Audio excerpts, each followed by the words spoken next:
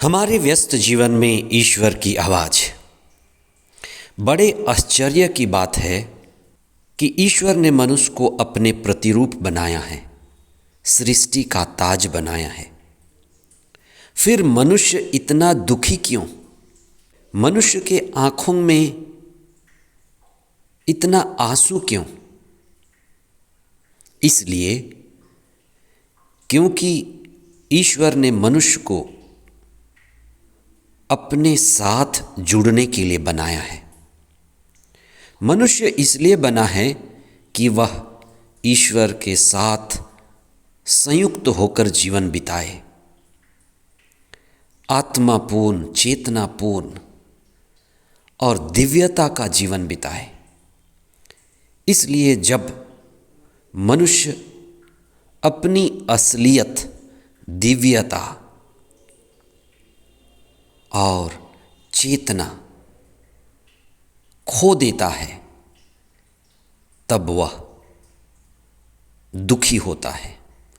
ईश्वर चाहता है कि मनुष्य अपना असली स्वभाव, आत्मा के स्वभाव में जीवन बिताए, ईश्वर में लौटे, ईश्वर में संयुक्त हो और पूर्णता का जीवन पाए। चौथा चालीसे का रविवार 23 मार्च 2025। पहला पाठ निर्गमन ग्रंथ अध्याय 3 पद संख्याएं 1 से 8 तथा 13 से 15 तक। दूसरा पाठ कुरिन्थियों के नाम संत पौलुस का पहला पत्र अध्याय 10 पद संख्याएं 1 से 6 तथा 10 से 12 तक।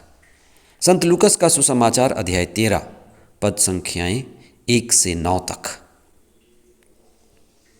कई बार हम यह सोचते हैं कि दिन प्रतिदिन हमारे इस संसार में कितनी दुर्घटनाएं, बुरी घटनाएं घटती रहती हैं।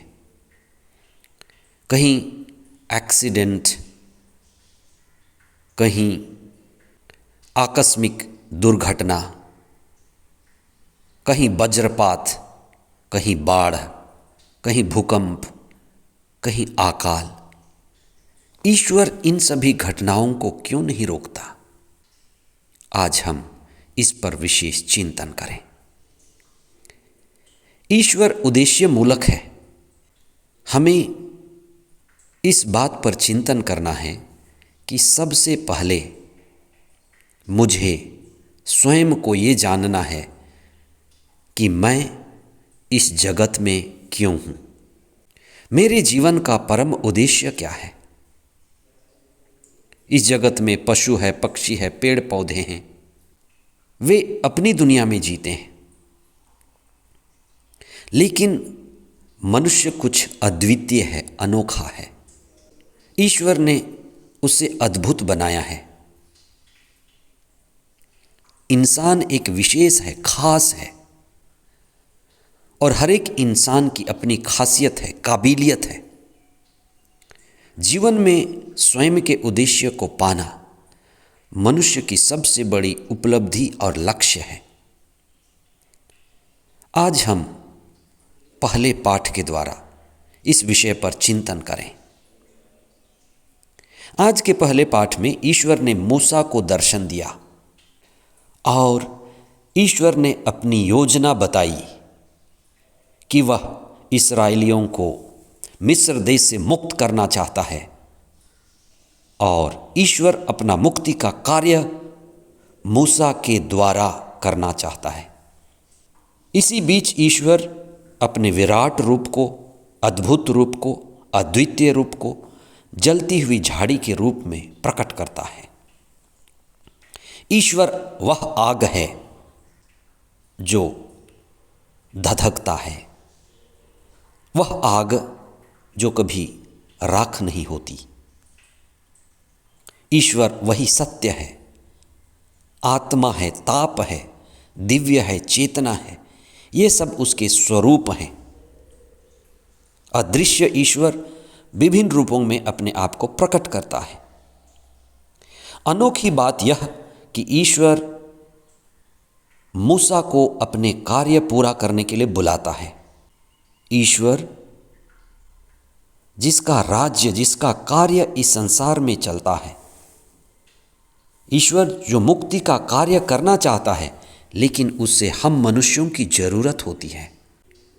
ईश्वर जिसने इस सारे संसार को बनाया, उसको उद्देश्य पता है।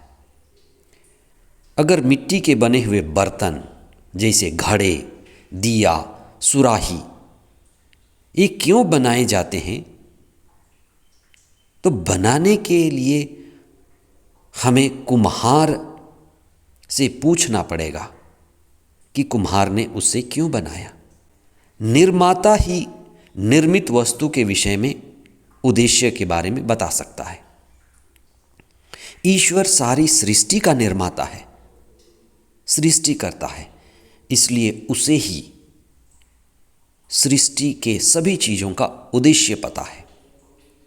हम जो ईश्वर से आए हैं, अपने उद्देश्य को जानने के लिए, अपने उद्देश्य को पाने के लिए हमें ईश्वर के नज़दीक आना होगा, ईश्वर से संयुक्त होना होगा और अपने उद्देश्य को ईश्वर के साथ ही पाना है। मूसा जो यहूदियों के मुक्ति कार्य का अगुवा बना, मूसा का जो मूल स्वभाव था, उत्साह का, कर्मठता का, चुनौती स्वीकार करने का, दूरदर्शिता का, ईश्वर उनके इन गुणों को इस्राएलियों के मुक्ति कार्य के लिए सदुपयोग किया। हम में से इतने सारे लोग दुनिया में हैं, आए हैं, हम सभी के लिए ईश्वर की योजना है। कोई भी व्यक्ति गलत नहीं है, गलत ढंग से नहीं आया। हर व्यक्ति के लिए ईश्वर की योजना है, इसलिए हमें कुछ समय ईश्वर के साथ बिताना है।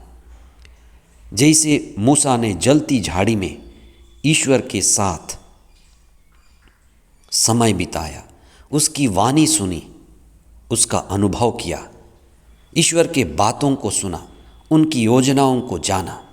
जिस तरह से सड़क निर्माण करने वाले बोर्ड लगाते हैं कि सड़क निर्माण का कार्य प्रगति पर है, उसी तरह से ईश्वर का मुक्ति कार्य प्रगति पर है।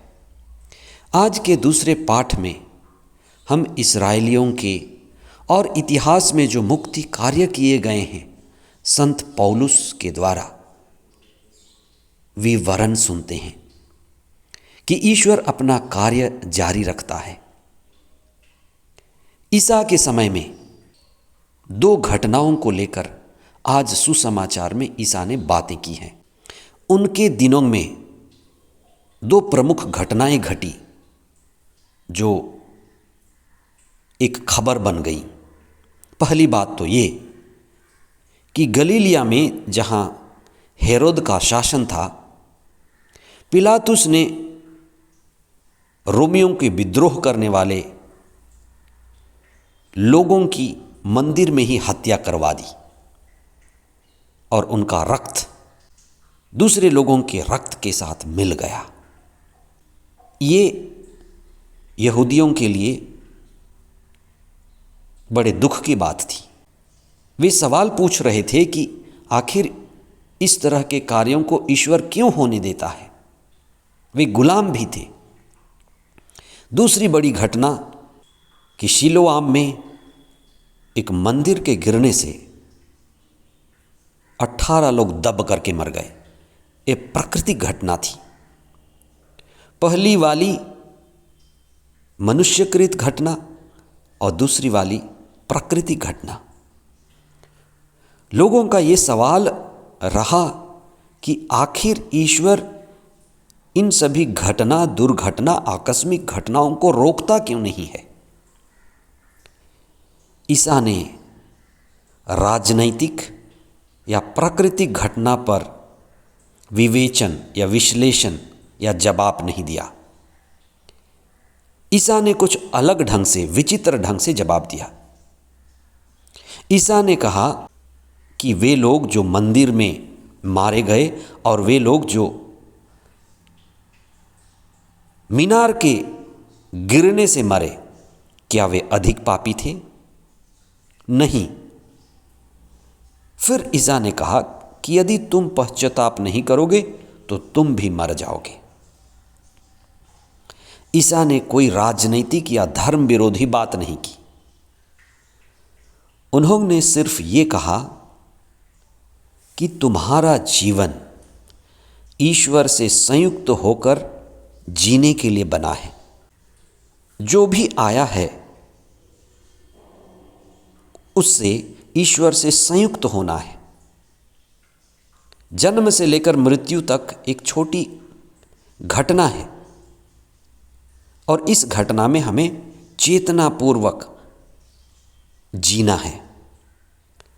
राजनैतिक झंझट, धार्मिक झंझट, कई सारे विवादों से बचकर ईसा ने उनसे सिर्फ ये कहा कि तुम ईश्वर के साथ जुड़ो, ईश्वर के साथ संयुक्त हो जाओ, क्योंकि मनुष्य ईश्वर के साथ जुड़ करके जीने के लिए बना है। इसलिए ईसा राजनैतिक और धार्मिक बयानबाजी से बचे और उन्होंने कहा कि दुनिया में ईश्वर का शासन है, इसलिए ईश्वर के साथ जुड़ें, पश्चाताप करें, स्वयं को ईश्वर की संगति से जोड़ें, नए जीवन जिएं। और ईसा ने कहा कि ये मौका मिला है कि आप ईश्वर से जुड़ करके अपने जीवन को श्रेष्ठ, उत्तम, दिव्यपूर्ण और आत्मापूर्ण बना सकते हैं।